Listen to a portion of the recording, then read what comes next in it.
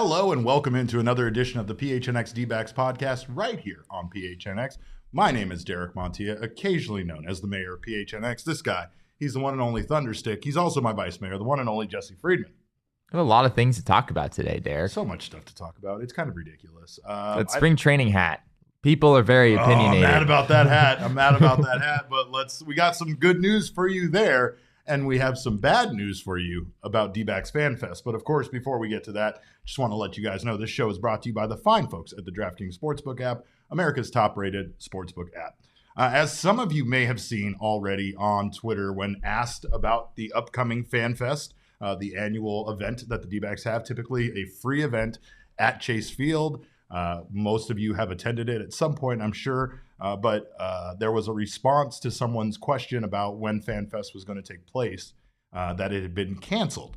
And I've actually been working very hard on getting an answer for you guys on this. We got some information last week, but we had to wait until it became kind of official.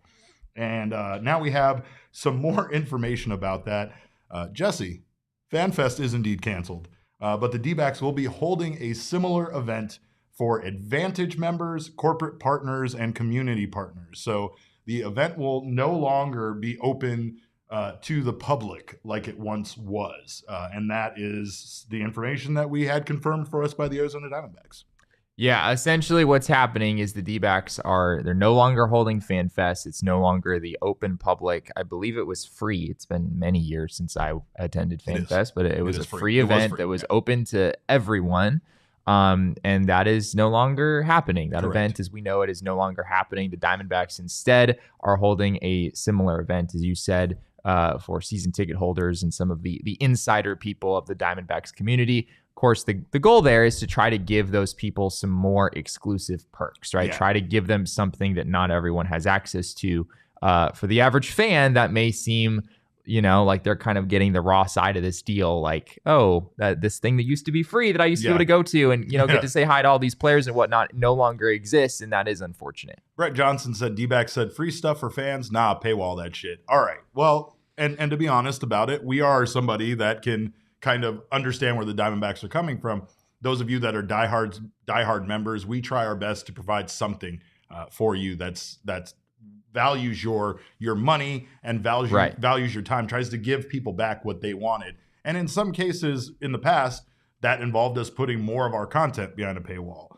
In now the model that we moved into, Jesse only has to hide one of his pieces from everybody and put it behind the paywall, right? But for what we try to do in lieu of that is we're trying to offer some more diehard exclusive events. So I understand where the Diamondbacks are coming from on this. I will say, though, that my first question is, are the Arizona Diamondbacks really a popular enough franchise to be making this move, right? I feel like Fan Fest is something that built a good amount of goodwill with the community, brought in some new fans that might not have cared as much about the team as they do when they take their kids out to this event. Like, I don't feel like this is one of those things where, honestly, this franchise is popular enough to do this. However, I will say that they haven't had Fan Fest out there for a few years. Yeah, I guess they had it in 2020, but that was at Salt River Field. So it's been a while. I think maybe 2020 might have been back at Chase Field. 2019 might have been the one at Salt River Field. They've tried to do some different things, and one of the biggest problems is space, right? Like, we all want to go to Chase Field and walk around on the field. It's a rare opportunity. We want to get to hang out, enjoy free stuff, and do all of that. But I used to take my daughter there, and I will be the first person to attest that I spent my time waiting in lines for bounce houses almost the entire time, like 30, 40 minutes per bounce house. It was kind of crazy, right?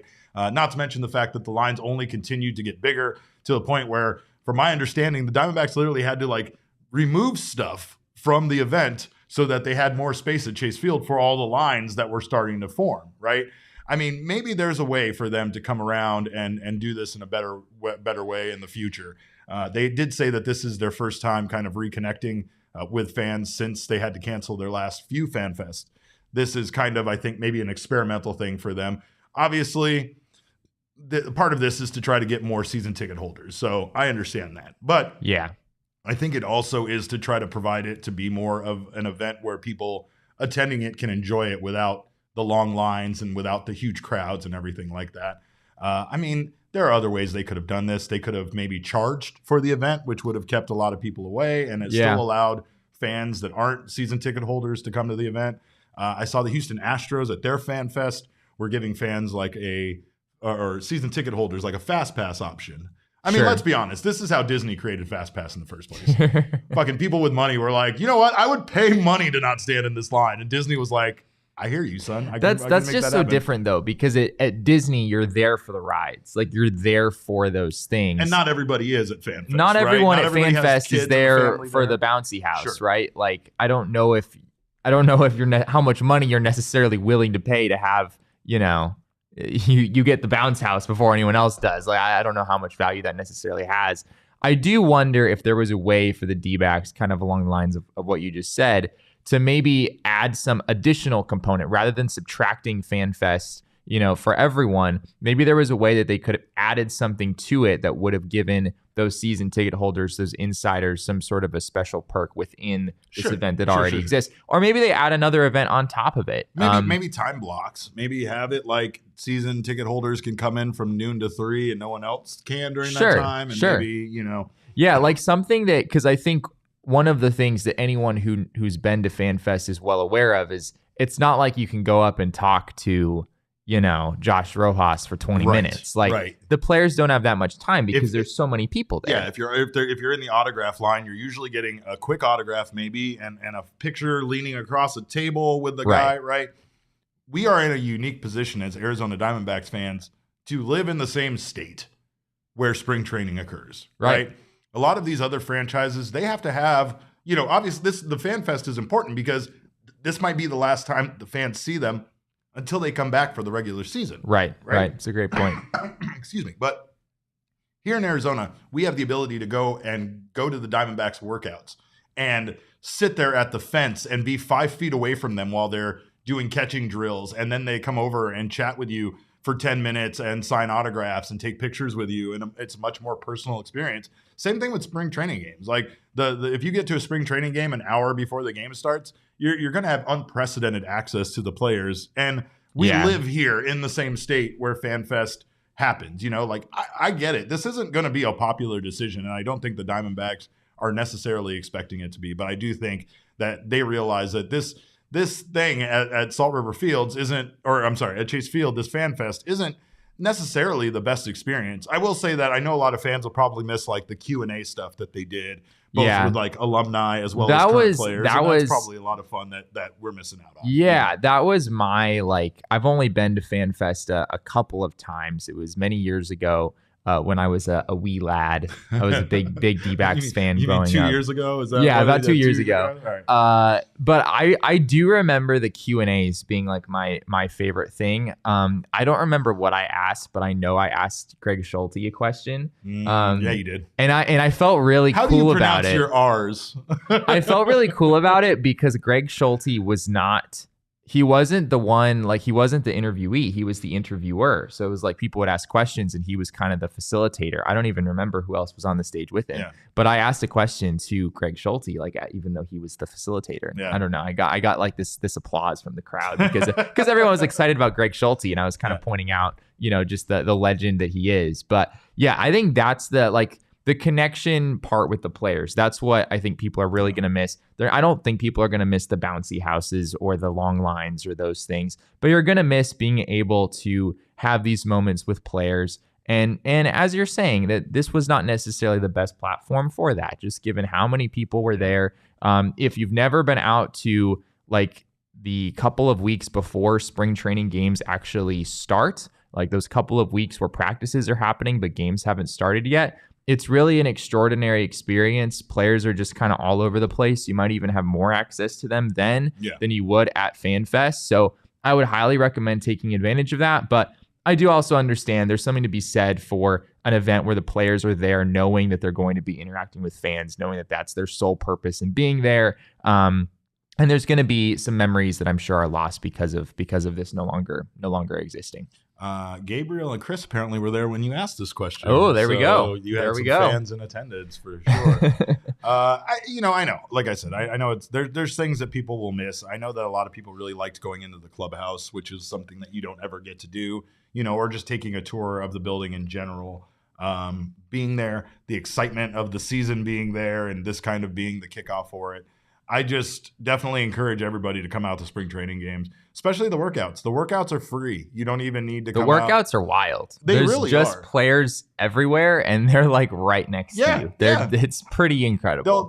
They'll be doing bunting drills right over here, and you'll see the starting lineup essentially over there. Or they kind of organize them in groups and pods, like you could tell. Yeah. But all of it is, in my opinion, going out to workouts is better than spring training. Not only because you're like you're actually seeing them play. You're seeing them practice. Yeah. You're seeing like some of the drills that they do to get ready for the season. It's really cool. I also really like just seeing the players not in game mode. So they're kind of like they're messing around with each other. There's some jokes. You get to see Madison Bumgarner in a good mood, like cracking jokes. Like I remember when he was doing like some batting practice. He was like throwing BP to some of the guys, and he was getting mad because they were cranking balls off of it. You know what I mean? Like there's stuff like that. That's just again, there's all sorts of fields for you to move around in and stuff. It's just a unique experience, and not everybody gets to do that. Not every team allows that access to their players during their workouts during spring training. And again, we all live here, so again, it's just a matter of driving a little different direction down the Salt River Fields, where they could honestly be holding the Fan Fest there as well. Yeah. I mean, if you talk about space issues and lines and such, there's probably something to be said about holding it back at Salt River Fields.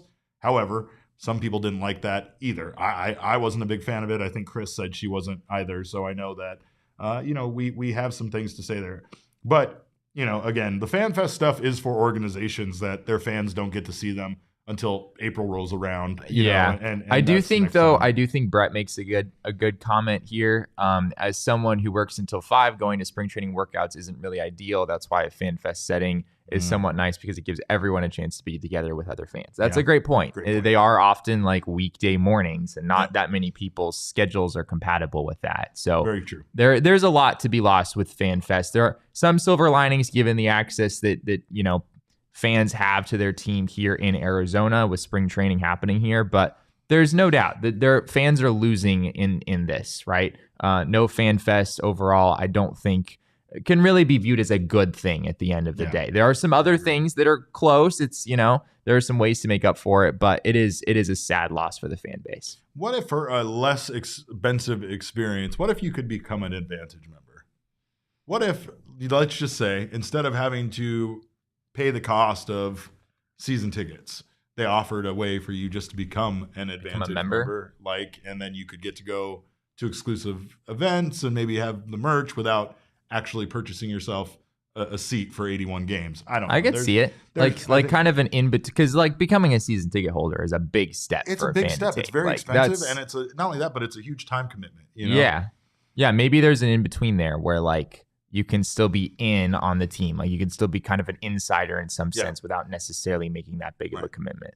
Because we're Game Time guys over here. That's what we do. We hop on Game Time. We hop on the Game Time app. We buy our tickets last minute, and we save 60% off. We're not trying to commit to 81 games. Jesse and I don't have time for that. We cover this team. We can't even commit to 81 games. Can't even do that. So, but you know what? Go, while we're talking about it, go grab the Game Time app. Save up to 60% on tickets when you buy tickets last minute.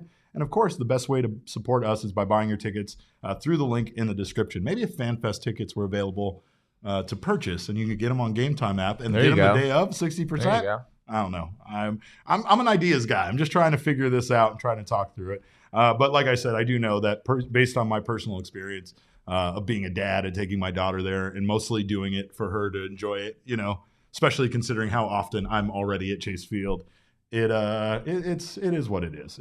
It probably wasn't as special for you, given it really wasn't. I mean, it really you were wasn't. there like all said, the time. And again, it's kind of if you're a parent with high anxiety like I have, it's kind of a nightmare chasing a 4-year-old around in a crowd that size. Wow, you took her when she was 4. Oh, I've been taking her since she could. I've been taking her since she was born, I think. So we've been Fan Fest for life. But we came across an interesting tweet in regards, speaking of Chase Field, to ballpark's proximity to the downtown areas of the city that they are in. And we actually found this to be a little fascinating.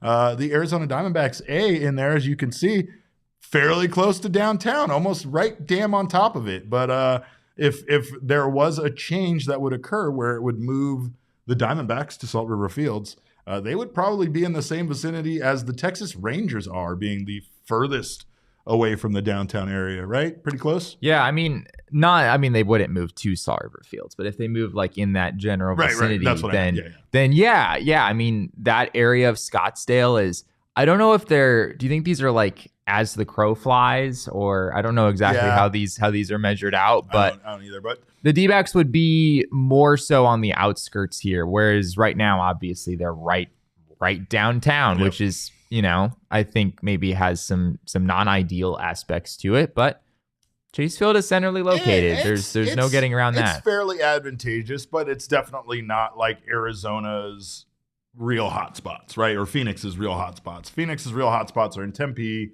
and Scottsdale, and those are the areas where if you can move, the stadium to or have a stadium located near it, there's benefits to the area surrounding it and how much other things there are to do in that area, bringing in fans. And, again, like we keep talking about with the Colorado Rockies ballpark, you just casually go. You don't care how bad or good the team is. You just go. And then after you go and sit and watch the game for a little bit, you go hang out, get something to eat around that area, enjoy some shopping, enjoy some fun.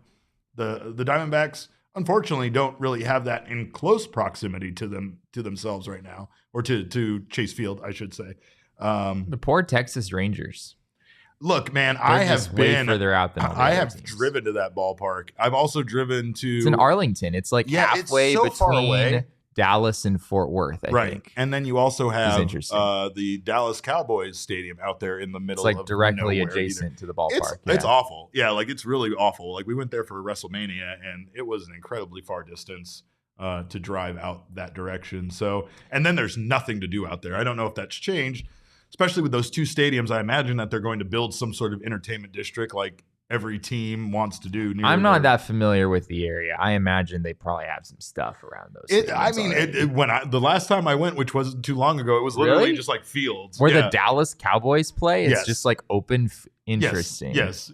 I'll show you pictures later. I'm not going to bother you guys with this, but Jesse and I have been arguing all morning, so we need to really hash that one out. Speaking of which, make sure to grab yourself a Diehards membership. Get Jesse's wonderful writing over at gophnx.com. If you haven't done so already, we talked about it being locked behind a paywall. We don't want to do that to you. So, of course, it's limited, but we also give you other stuff like we were talking about. We give you a free piece of merch from the PHNXlocker.com every single year you're a member. You also get 20% off on your orders over there, and exclusive merch like the jacket I just purchased myself that I can't wait for it to get here because it's so cold here in Arizona right now. I need all the warmth I can get. This guy, you can see how thin this guy is. It ain't cutting it for sure. Not cutting it at all.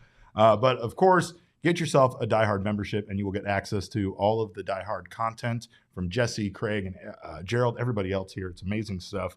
And of course, get access to our members only events, much like the Fan Fest. So I'm going to defend the Fan Fest, I guess, a little bit there because we're going to be doing members only events as well. So also, if you're here right now in the YouTube channel, make sure to subscribe, sign up for notifications. That way you don't miss when any of our shows go live. And if you're listening to us on your favorite audio podcasting app, please subscribe to us there. Leave us a review. We appreciate you doing so. Regardless of where you're watching or listening to us, go on the YouTube and give us a thumbs up. We're not going to do the show anymore. We're done. The show is coming to a grinding halt right now until we get more likes.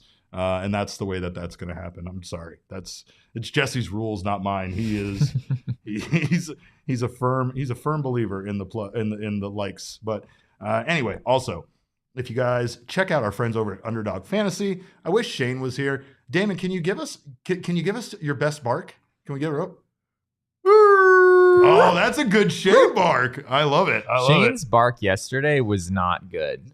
How dare you? It was not. That was not the sound of a dog. I don't know what creature yelps like that. An underdog. When it's in underdog, not an overdog, Jesse. An underdog. An underdog does daily fantasy differently. Of course, you can get down with your friends, draft some teams against 5 of your friends, and the highest scoring squad for that night wins cold hard cash. Hard cold cash. Language is hard for me today. I will also say this: forget playing an entire fantasy season to win that money. Do it in one night. Again, we're getting things done quickly around here. We don't have time to play an entire NFL fantasy football season, so we're going to get it done in one night over at Underdog Fantasy. Also, get down on their pick'em games. So much fun and so much money to be made. Of course, we are riding on pitch counts this MLB season, and I am not. I'm not changing my opinion about that. But it's this easy to get started. Go to UnderdogFantasy.com or download the app. Sign up with promo code PHNX, and Underdog will match your first deposit up to $100.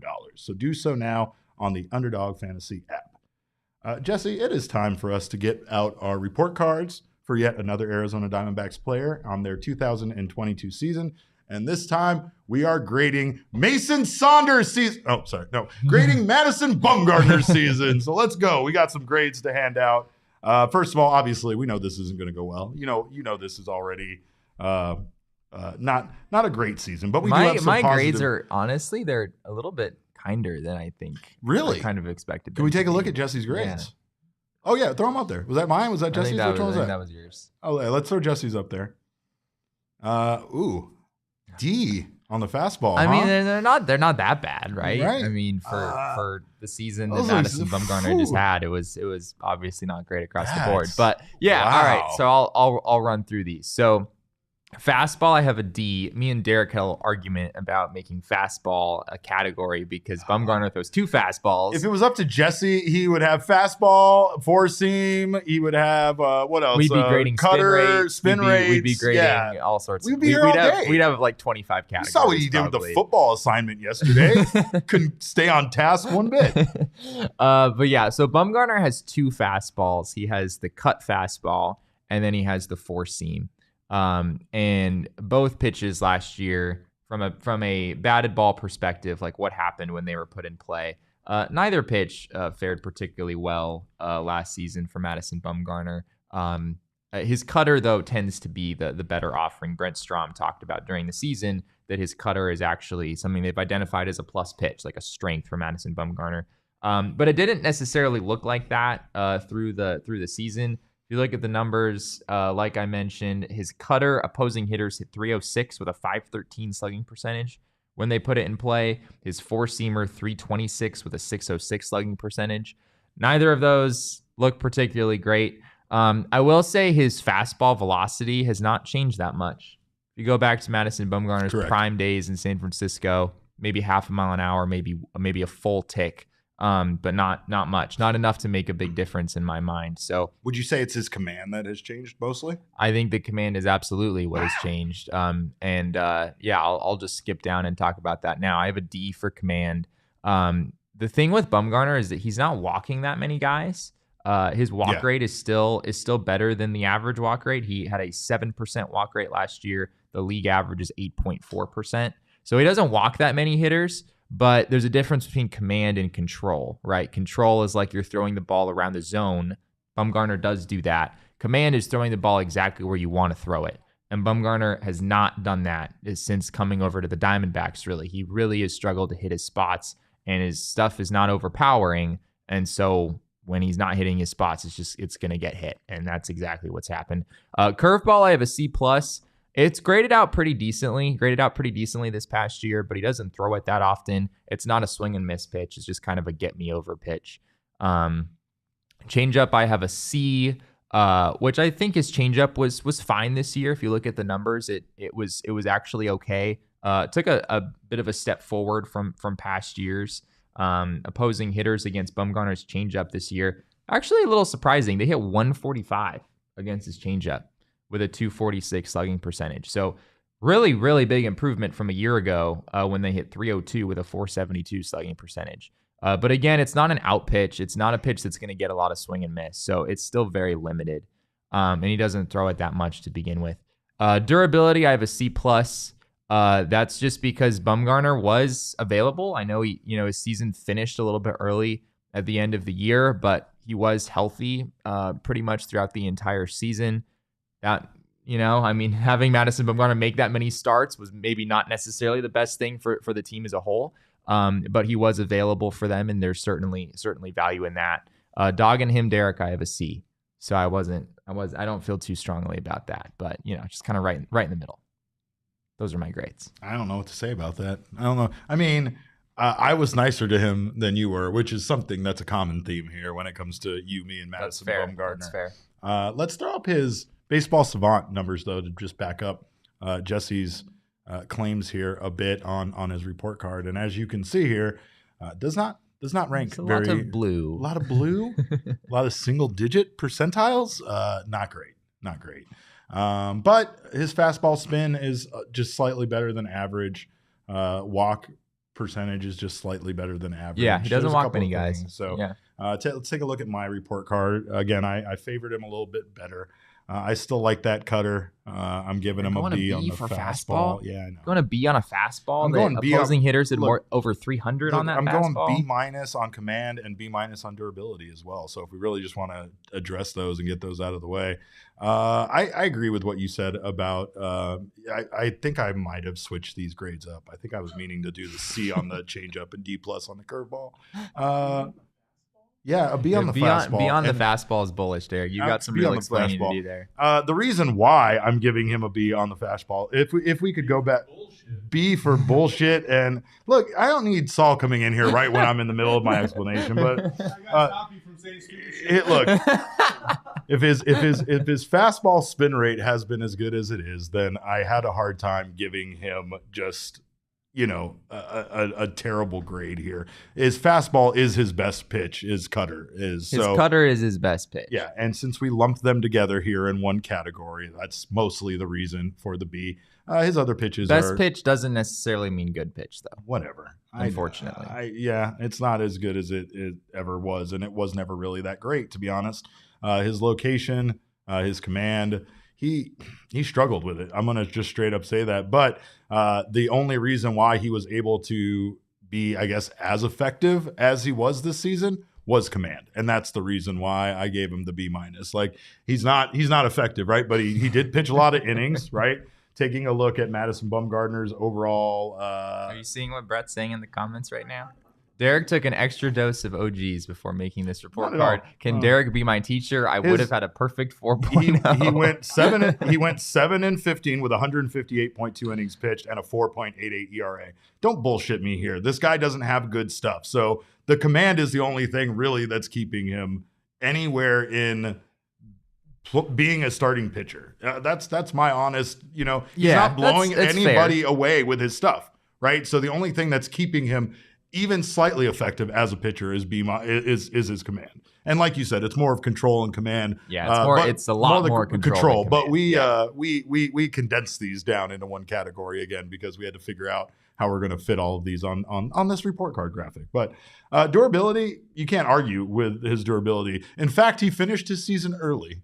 He was so durable that he pitched the innings they want him to pitch, and they pulled him out early. I don't know if that's what durability means. No? Well, How often was he injured?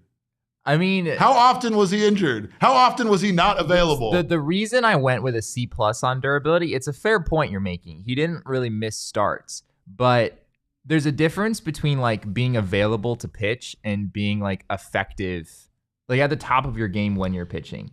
And I feel that's like not at all what durability means. No, but let me make this point. No. I think there's a larger narrative with Madison Bumgarner that he's durable in the sense that he is available to pitch. He hasn't gotten hurt that much other than his first year with the D-backs. But the issue is that when he has been on the mound, he hasn't been durable in the sense of like longevity. Like he's 32 years old, right? Madison Bumgarner is not that old. We've seen other guys age significantly better than he has. And a lot of this is just that he has over 2,000 innings on his arm, right? It's hard for a pitcher to last no matter how young they are. And 32 is still obviously you're getting, you're aging, you're getting into the latter part of your career.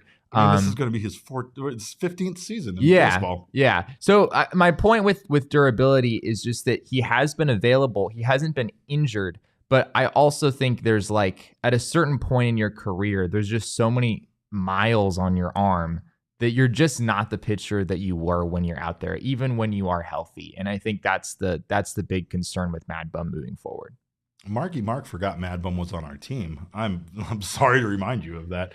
My last grade there, by the way, was an A for dogging him, and you're never. Yeah, what do we got there? What's the explanation there? What do you mean? What's the explanation? Do you not remember when this man had an umpire caress his hand while looking at him dead in the eyes and the way that he reacted? That's a good point. I probably should have gone higher on Doggin. Yeah, come on. The shit that this guy had to put up with and the way that he fought back, I can't. Look, he might not be as effective as he once was. He might not be the pitcher he once was. But I'll be damned if the fire isn't still alive in that man. Right? Period. That's the reason why he gets an A. I wanted to give him an A+, but I'll keep it at an A. Okay. That's all I got, though. It's a lot of restraint that you showed there. You're just a nice guy, Derek. Hey, he deserves it. The big question, obviously, not if he can rebound, right? We know he can't rebound, but I think the big question for this season is where does he fit? And is this the season where he finally falls out of the starting rotation and maybe possibly accepts another role? I don't know what Mad Bum would look like coming out of the bullpen, but to be honest, I'm not opposed to seeing it. And you never know. I think Mad Bum might be opposed to seeing it. Mad Bum's definitely opposed to seeing it. Yeah. Yeah, but that's just a thing. Like when you have these pitchers who've kind of had legendary careers. I mean, in some ways, Madison Bumgarner's career has been that, even though it obviously hasn't gone so well since he joined the D-backs.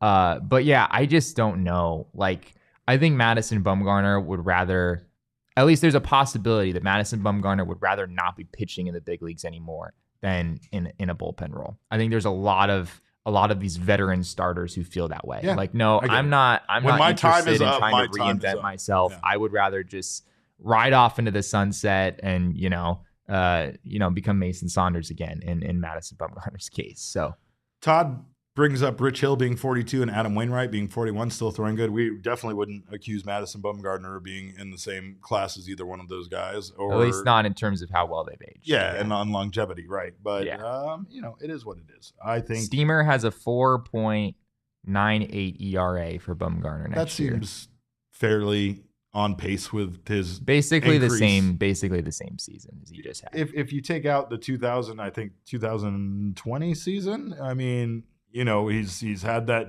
general decline, and it's kind of right there. 4.67 ERA in 2021, 4.88 last year. Yep. Yeah. Anyway, it is what it is. Madison Bumgarner, I think, is one of maybe two pieces that don't fit with the rest of this team.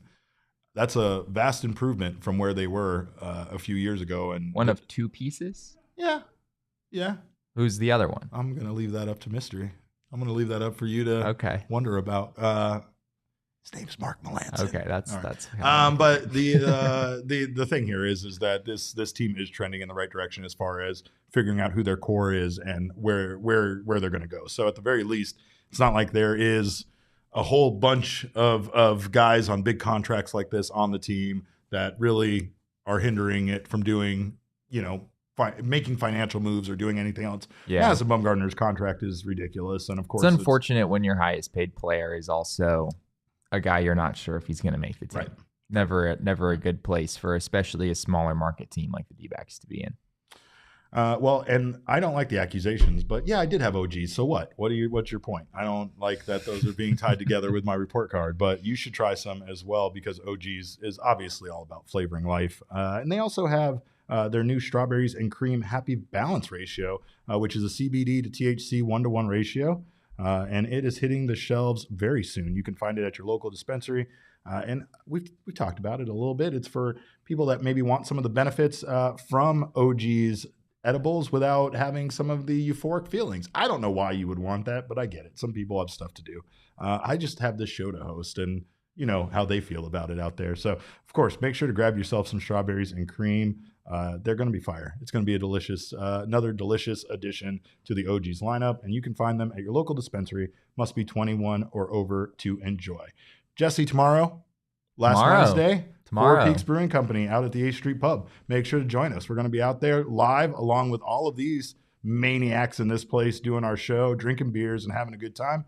Bring your parka. It's going to be chilly out there. Oh, God, Jesse. Didn't you live in Seattle? I don't even understand how you survived that place. I don't know either, honestly. I think it took about a month after moving back here. You know what it was? It was the summer. It was like once you've experienced an Arizona summer, then your barometer for comfortable temperatures just gets completely thrown out of whack. Yeah. And suddenly 60 degrees is just like brisk. Like 60 degrees is just a brittle there's just a chill in the air that's uncomfortable. So tomorrow will be a little bit of a chilly Jesse's going to be all wrapped up. He's going to have a scarf on. Yeah, I will probably have a scarf on, yes. But you should join us, of course, at the 8th Street Pub. We will be enjoying $3 beer specials all day, as well as the amazing food that they have out at Four Peaks. So come say hi to us, enjoy the shows, and if you can't join us, grab some Four Peaks beer and join us remotely like you normally would, and enjoy responsible. Must be 21 or over to enjoy. And I can't wait to get my hands on their new recreational juice dank IPA and their Staycation Super Juicy IPA, because they are going to be fire. Jesse, speaking of fire, I guess this would be the opposite direction of fire. The Arizona Diamondbacks spring training cap is here, folks. This isn't speaking of fire at all. And it looks incomplete, to say the least. All right, let's putting it nicely. This thing right here is not a very good looking hat. Let's take a look at what this hat looks like. I think it's been compared to an unfinished coloring book. I just definitely saw some comparisons to it being a truck stop hat that you could buy for about $10 at any Loves around the valley. I don't know, Jesse. What are your thoughts on this? We're doing the mesh again, so we're gonna give bald guys a gradient sunburn on the back of their head. I don't like that. I mean, the gradient's a good look. No, right? Like everyone loves a good gradient. No. I don't know if you saw the reception to that, but it is quite the opposite. I guess, Jesse, do you hate it a little or do you hate it a lot? Is my question. Those are the only two options. Those are the two options. I hate it a little. I think that if they hadn't done the mesh in the back, I think it'd be a much more interesting hat. The other change I would have made is put a little splash of red in there, a little Sedona red. Well, some of the other teams do have the same cap, but they are colored green. Yeah, the Oakland A's have green. Real sharp. The Angels have a really bright red. Yeah, if this was like the Sedona Rangers have red, a good blue in there. Sedona red, like in the back, even if it was the mesh in the front, and maybe the trim around the D. But we I don't know. There are, and there's an entire lot of hats like this. There are a lot of black ones like this. The Diamondbacks aren't the only one with this incomplete looking of a logo. The Colorado Rockies is also black and white, but that one looks much better. It's a much more interesting design. Whereas, like you said, it looks like the DNVR logo. Yeah. Right? So prepare yourself for another lawsuit, did resemble the guys. We ride at dawn. I also think that using this particular snake logo on the front, it doesn't seem like that's necessarily I like the A one among I think D-backs the A, fans. I think the A would be better. To me, though, it doesn't look like a gas station hat. It looks more like I don't know, like when you have a picture or something and you want to put on a hat for a family member or something. Yeah. And you go to yescustoms.com. Yeah, you go to Vistaprints or something and you upload your picture and it looks a little grainy. It doesn't look quite right. It's not quite as I can't get it as big as I'd like it to, but I guess I'm just gonna have to leave it this size. And then you get it in the mail and then you realize that it's made out of this weird material that just isn't quite right. And that's kind of what that mesh. You're like, I'm never gonna wear this. Yeah, it's like it. I'll put it up in my closet or something, but I'm probably not going to wear it anywhere. I like the simplicity, though. There is something about the simplicity that I think could look cool. This just isn't a good execution. I think they nailed it on the All-Star Game hats last year with the simplicity, right? Yeah. When it came to just using basic the gold trim and everything, it was a sharp-looking hat. And it was, I liked it. It was kind of generic, but it was what it was. This is kind of the opposite of that for being plain. It's just too plain. Yes, and Chris Cummings, I did say trim around the D. I laughed about that earlier when I said it then, and I'm still laughing about it now. We do have news, though, on this. We have breaking news. We have inside sources that have been texting me ever since we sent that tweet out that apparently this is not the actual spring training hat that the Diamondbacks will wear on field. Which we kind of suspected at the beginning. It's just a bunch of stuff that you can buy. Like fans can go out and buy these hats, but they're not necessarily. Yeah, it sounds like the D-backs won't be wearing these at all. So it'll be interesting to see if they do have a different spring training hat, if it's some sort of variation of this, if we're going to get sunburned, major league heads out there that are going to be sunburned with the gradient pattern. But I will say that I like the spring training hats most of the time. The mesh doesn't bother me as much as how plain it is. Really, I think the mesh is that's like a D-. On your grade? Grade for like hat material. And you guys told me I was being too nice. Bad. This guy wants to give it a D- on the mesh. That's, I don't know. You're the one who just gave Madison Bumgarner's fastballs a B. So I stand by it. I stand by it. I think that's somewhat indefensible. Whatever. But agree to disagree. Do you think they'll wear a special spring training hat if they don't wear this one, or do you think they'll just wear like their normal cap?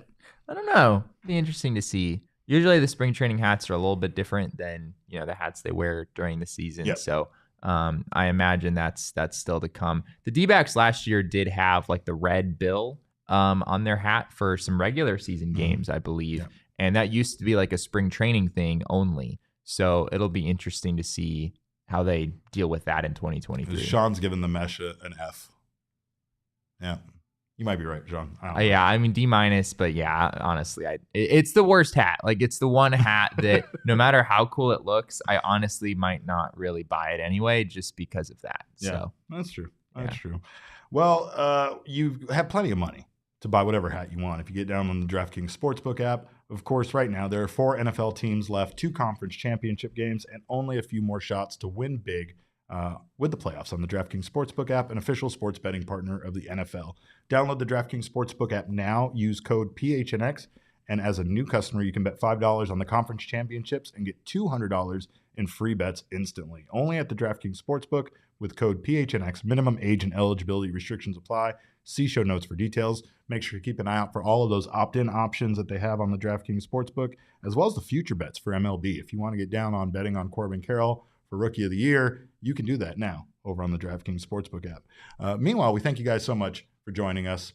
You can find us on Twitter until the next time we do this show, which will be live from our friends Four Peaks Brewing Company, 8th Street Pub tomorrow.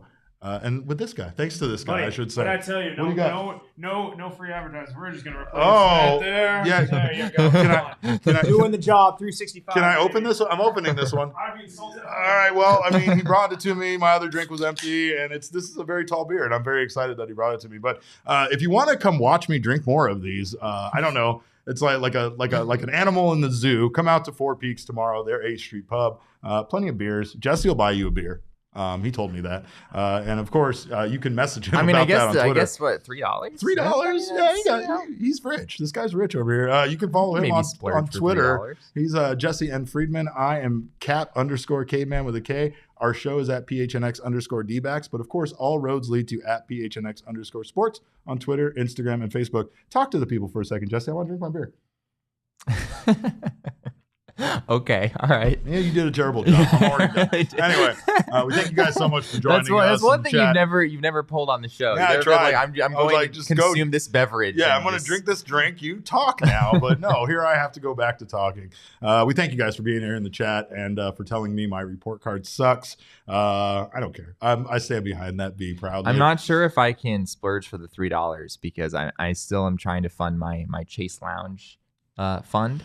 So we'll see if there's anything. When you come out to Four Peaks, tell this guy other furniture that exists besides just Chase Lounges. It's getting kind of ridiculous over here. But on behalf of this maniac, Damon, and myself, we always appreciate you guys being here in the chat and joining us. On behalf of everyone around here, thank you so much. And remember, kids, baseball is fun, but it's so much more fun when Madison Bumgarner can potentially throw a fastball.